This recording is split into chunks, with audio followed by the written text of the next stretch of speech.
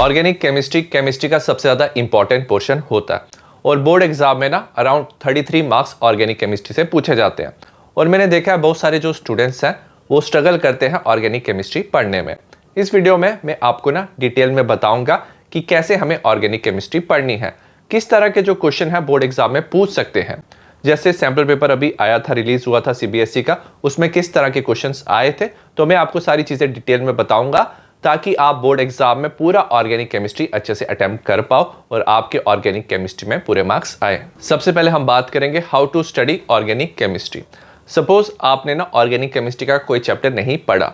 मैंने देखा बहुत सारे जो स्टूडेंट्स होते हैं वो एल्डिहाइड, कीटोन, कार्बोक्सिलिक एसिड और अमाइन चैप्टर ना नहीं पढ़े हुए होते हैं। तो आपको ना कोई भी चैप्टर जो आपने नहीं पढ़ा है वो आपको डिटेल में पढ़ना है। आप मेरा वन शॉट देख सकते हो, नहीं तो आप किसी और चैनल का भी देख सकते हो। जहां से आपको समझ आता है आपको वन शॉट देखना है और मेक श्योर करना कि आपको अपने सारे कंसेप्ट क्लियर करने हैं। ऑर्गेनिक में अगर आपके कंसेप्ट क्लियर नहीं होंगे आप क्वेश्चन सॉल्व नहीं कर पाओगे। मैंने जो वन शॉट बनाया 1.5 to 2 आवर्स में आप पूरा चैप्टर कवर कर सकते हो। इसके पीडीएफ नोट आपको मेरे टेलीग्राम पे मिल जाएंगे। ठीक है, तो इस तरह के आपको सारे जो नोट्स है मेरे टेलीग्राम से आप डाउनलोड कर सकते हो। इसका आप प्रिंट आउट भी ले सकते हो। ठीक है, अगर मैं बात करूं वन शॉट में मैंने पूरा एनसीईआरटी कवर किया है। ठीक है, तो आप पूरा इजीली एनसीईआरटी नोट से कवर कर सकते हो। ऑर्गेनिक में इंटेक्स क्वेश्चन भी काफी इंपॉर्टेंट होते हैं, मैंने वो भी कवर किए हैं और एग्जाम्पल्स भी कवर किए हैं। तो वन शॉट से आपका पूरा चैप्टर कवर हो जाएगा। अगर आप पहली बार चैप्टर पढ़ रहे हो तो वन शॉट से पढ़ना, और अगर आपने ऑलरेडी चैप्टर पढ़ चुके हो ऑर्गेनिक के तो आप ना क्विक रिवीजन से देख सकते हो चैप्टर। 30 से 35 मिनट्स में मैंने सारे इंपॉर्टेंट टॉपिक कवर किए हुए हैं। उसके बाद ना आपको ना क्वेश्चन प्रैक्टिस करने हैं। मैंने पीवाईक्यू के वीडियो बनाए हैं, इसका पीडीएफ आपको मेरे टेलीग्राम पे मिल जाएगा। ठीक है, तो पीडीएफ डाउनलोड करके आप पीवाईक्यू प्रैक्टिस कर सकते हो। बहुत सारे स्टूडेंट्स कहते हैं कि सर आपने एनसीईआरटी जो एक्सरसाइज के क्वेश्चन है वो नहीं कराए हैं। जो मैंने इंपॉर्टेंट क्वेश्चंस कराए हैं तो इसमें मैंने ना एक्सरसाइज के सारे इंपॉर्टेंट क्वेश्चन है इंक्लूड किए हैं। तो अगर आप इंपॉर्टेंट क्वेश्चन भी प्रैक्टिस कर लोगे ना तो आपके एक्सरसाइज के क्वेश्चन भी प्रैक्टिस हो जाएंगे ऑर्गेनिक के लिए। ठीक है, इसका पीडीएफ भी आपको टेलीग्राम पे मिल जाएगा। ठीक है, तो अगर आप चैप्टर फर्स्ट टाइम पढ़ रहे हो तो आप वन शॉट के साथ ना पीवाईक्यू इंपॉर्टेंट क्वेश्चन प्रैक्टिस कर लेना, तो आपका वो चैप्टर कवर हो जाएगा।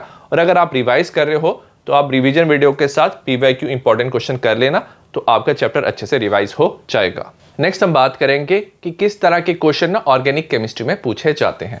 सबसे पहले ना नेम रिएक्शन ऑर्गेनिक केमिस्ट्री में पूछा जाता है, तो आपको सारी नेम रिएक्शन ना अच्छे से याद रखनी है। आपको पता होना चाहिए कि कौन सा कंपाउंड कौन सी रिएक्शन देगा। जैसे कैनिजारो रिएक्शन है वो एल्डिहाइड देते हैं जिसमें अल्फा हाइड्रोजन प्रेजेंट नहीं होता, तो आपको डिटेल में पता होना चाहिए।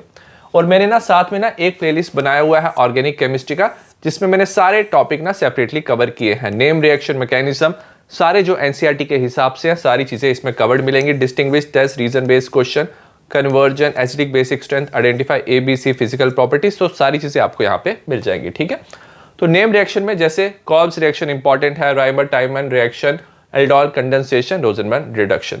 अगर हम इस क्वेश्चन की बात करें, ये जो क्वेश्चन था सैंपल पेपर में आया था जो अभी सीबीएसई ने रिलीज किया है। Give the chemical reaction involve when paranitrotoluene undergo Etard reaction. तो आपको पता होना चाहिए कि इटार्ड रिएक्शन कौन सी है, कौन सा कंपाउंड ये देता है, क्या प्रोडक्ट मिलेगा। तो एक जो क्वेश्चन है वो डेफिनेटली नेम रिएक्शन से पूछा जाएगा। सेकंड तरह के जो क्वेश्चन आते हैं वो है डायरेक्ट रिएक्शन। काफी इजी ये क्वेश्चन होते हैं, अगर आपने चैप्टर अच्छे से पढ़ा है तो आप ये इजीली कर लोगे। तो एक बार चैप्टर पढ़ने के बाद ना आप ना ऑर्गेनिक रिएजेंट याद रख सकते हो। इसका पीडीएफ आपको टेलीग्राम पे मिल जाएगा, तो उस चैप्टर के ऑर्गेनिक रिएजेंट याद रख लेना, तो इजीली ये क्वेश्चन आप कर लोगे। जैसे अगर हम बात करें CH3 CH2 Br KCN के साथ रिएक्ट कर रहे हो तो न्यूक्लियोफिलिक सब्स्टिट्यूशन होगा, Br की जगह CN जुड़ जाएगा। HBr के साथ आप इसको रिएक्ट करते हो, एडिशन होगा, Br उस कार्बन पे जुड़ेगा जहां पे नंबर ऑफ हाइड्रोजन कम है, मार्कोनिकॉफ रूल फॉलो होगा। एल्कोहलिक KOH में एलिमिनेशन होगा, हमारा एल्कीन बनेगा। तो ये जो डायरेक्ट रिएक्शन के क्वेश्चन है काफी इजी होते हैं, तो आप चैप्टर पढ़ने के बाद ना ऑर्गेनिक रिएजेंट एक बार देख लेना, तो ये क्वेश्चन आप इजीली कर पाओगे। थर्ड हम बात करेंगे कन्वर्जन की। कन्वर्जन में भी स्टूडेंट्स को काफी प्रॉब्लम आती है। अगर हम बात करें सैंपल पेपर में जो कन्वर्जन आया था वो था टॉलिन को 3 नाइट्रोबेंजोइक एसिड में कन्वर्ट करना है, बेंजीन को मेटा नाइट्रो एसिटोफेनोन में कन्वर्ट करना है। 2-3 मार्क्स के ना कन्वर्जन पूछे जाते हैं। तो आज ना मैं एक कन्वर्जन का वीडियो ला रहा हूं जिसमें मैं फ्लो चार्ट और कन्वर्जन कवर करूंगा लास्ट 10 ईयर्स की पीवाईक्यू। अगर आप वो वीडियो देख लोगे तो आपका ऑर्गेनिक भी रिवाइज हो जाएगा और आपके जितने भी सारे कन्वर्जन है वो कवर हो जाएंगे। नेक्स्ट क्वेश्चन ना डिस्टिंग्विश टेस्ट से आ सकता है। मैंने अपने जो ऑर्गेनिक की प्लेलिस्ट है उसमें सारे डिस्टिंग्विश टेस्ट कवर किए हुए हैं।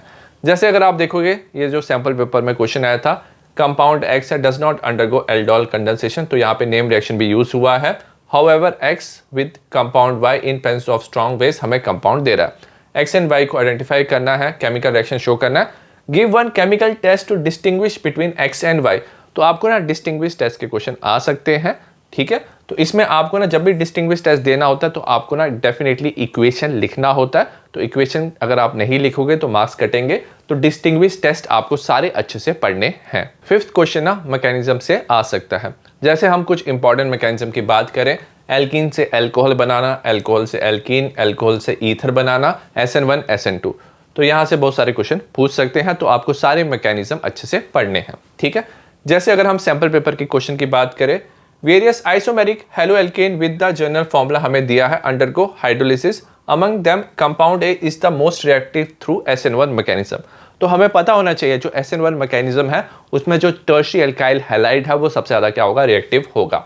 हमें ए को आइडेंटिफाई करना है and right the mechanism for the reaction. Mechanism वाले क्वेश्चन पूछे जाते हैं। जब भी आप चैप्टर पढ़ रहे हो तो मैकेनिज्म को ना लिख लिख के प्रैक्टिस करना, क्योंकि वहां से डेफिनेटली क्वेश्चन पूछा जाएगा। नेक्स्ट टाइप ऑफ जो क्वेश्चन पूछ सकते हैं वो है आइडेंटिफाई ABC। इसमें ना एक पैराग्राफ दिया होता है, इसमें डिफरेंट कंपाउंड्स होते हैं, जैसे ABC हमें आइडेंटिफाई करने होते हैं। ये भी दिया होता है कि एक कंपाउंड एक टेस्ट देता है, दूसरा कंपाउंड टेस्ट नहीं देता, तो आपको ना आइडेंटिफाई करने होते हैं। अगर हम बात करें जो सैंपल पेपर में क्वेश्चन आया था, जैसे ऑर्गेनिक कंपाउंड ए है विच इज ए ग्रिग्नॉर्ड रिएजेंट, उससे हमने कंपाउंड बनाया two methyl butane two ol on reaction with carbonyl compound B. हमें यहाँ पे ए और बी को आइडेंटिफाई करना है, हमें इक्वेशन भी लिखना होता है। तो इस तरह के क्वेश्चन भी बोर्ड एग्जाम में पूछे जाते हैं। प्लेलिस्ट में मैंने इस तरह के क्वेश्चंस भी इंक्लूड किए, एक वीडियो में आपको ये सारे क्वेश्चंस मिल जाएंगे। नेक्स्ट तरह का जो क्वेश्चन आता है वो है एसिडिक एंड बेसिक स्ट्रेंथ का। अगर हम बात करें जैसे एल्कोहल, फिनोल, कार्बोक्सिलिक एसिड, इसका एसिडिक स्ट्रेंथ का क्वेश्चन आ सकता है। इंक्रीजिंग डिक्रीजिंग ऑर्डर में अरेंज करना। अमाइंस का बेसिक स्ट्रेंथ से क्वेश्चन आ सकते हैं।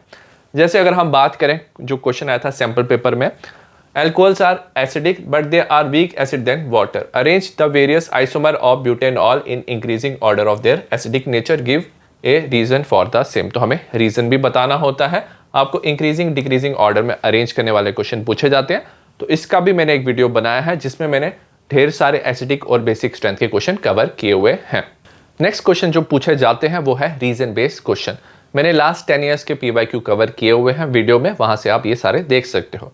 अगर हम सैंपल पेपर की बात करें, यहाँ पे क्वेश्चन पूछा गया जैसे बेंजीन है, मिथाइल क्लोराइड के साथ रिएक्ट करता है एनहाइड्रस AlCl3 में, हमें टॉलिन मिलता है। अगर हमने बेंजीन को बेंजोइक एसिड से रिप्लेस कर दिया तो हमारा क्या आंसर आएगा। याद रखना बेंजोइक एसिड ना AlCl3 के साथ कंबाइन करता है तो कोई रिएक्शन नहीं होता। नेक्स्ट दिया हमें इथेनॉल को रिएक्ट किया एसिटाइल क्लोराइड के साथ, हमने पायरिडीन क्यों यूज किया। जो पायरिडीन है वो HCl जो है रिलीज होता है, उसे न्यूट्रलाइज करता है, रिएक्शन को फास्टर करता है। तो आपको ना रीजन बेस्ड क्वेश्चन भी सारे अच्छे से प्रैक्टिस करने हैं, क्योंकि बोर्ड एग्जाम में ये क्वेश्चन भी पूछे जाएंगे। नेक्स्ट क्वेश्चन की अगर हम बात करें तो फिजिकल प्रॉपर्टी से क्वेश्चन आ सकता है, जैसे सॉल्युबिलिटी, बॉइलिंग पॉइंट, इसका ऑर्डर से क्वेश्चन पूछ सकते हैं। तो मैंने फिजिकल प्रॉपर्टीज का भी डिटेल वीडियो बनाया है, वहां से आप देख सकते हो। ऑर्गेनिक की प्लेलिस्ट में IUPAC नेमिंग से भी क्वेश्चन आता है। तो ये जो मैंने 10 टॉपिक्स बताए हैं हेलो एल्केन से अमाइंस तक ना, इन 10 टॉपिक से क्वेश्चन पूछे जा सकते हैं। तो ये सारे क्वेश्चन आपको अच्छे से प्रैक्टिस करने हैं। और अगर हम बायोमोलिक्यूल्स की बात करें, ये 7 मार्क्स का चैप्टर है। इसमें ये जो इंपॉर्टेंट टॉपिक है यहीं से क्वेश्चन आते हैं, जैसे कार्बोहाइड्रेट में मोनोसेक्राइड ग्लूकोज का स्ट्रक्चर रिएक्शन एनोमर से क्वेश्चन आता है। डाइसेक्राइड में सुक्रोज से क्वेश्चन पूछा जाता है।